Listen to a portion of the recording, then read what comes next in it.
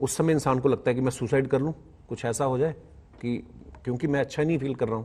आपने भी कभी आत्महत्या के बारे में सोचा है, सुसाइड कर? सर वही लोगों को शायद पता भी नहीं होगा।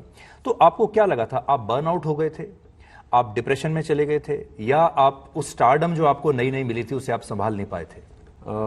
कोई एक रीज़न नहीं मैं कह सकता। लोगों को शायद लगता था कि ये शराब बहुत पीने लगा है।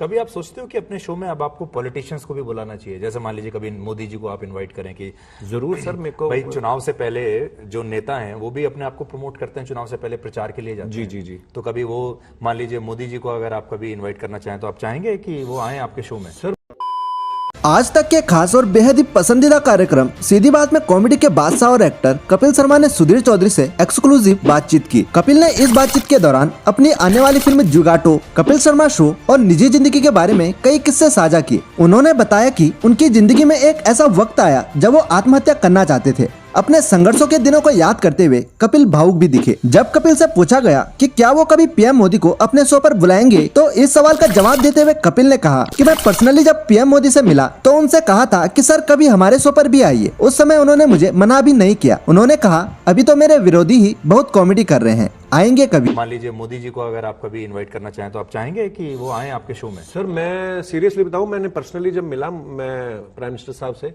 तो मैंने उनको बोला भी, मैं कहा सर कभी हमारे शो पे भी आ जाइए आप। तो उस समय उन्होंने मुझे मना भी नहीं किया। उन्होंने बोला कि अभी तो मेरे विरोधी बहुत कॉमेडी कर रहे हैं, ऐसे उन्होंने कुछ बोला, आएंगे कभी, तो मना नहीं किया उन्होंने। कपिल से जब पूछा गया कि जब आपने शो बंद किया क्या उस समय डिप्रेशन में चले गए थे या जो स्टारडम मिली थी उसको संभाल नहीं पाए, इस सवाल के जवाब में कपिल ने कहा कि कई सारे रीजन थे। लोग कहने लगे थे कि शराब बहुत पीने लगा है, लेकिन शराब रीजन नहीं था। कोई एक रीजन नहीं मैं कह सकता। लोगों को शायद लगता था कि ये शराब बहुत पीने लगा है, हालांकि शराब रीजन कभी नहीं रहा था। रीजन उसके कुछ और थे, शायद एंजाइटी होती थी या बाहर निकलने में लगता था कि यार मैं बाहर निकलूंगा तो मैं बात ही नहीं कर पाऊंगा किसी से।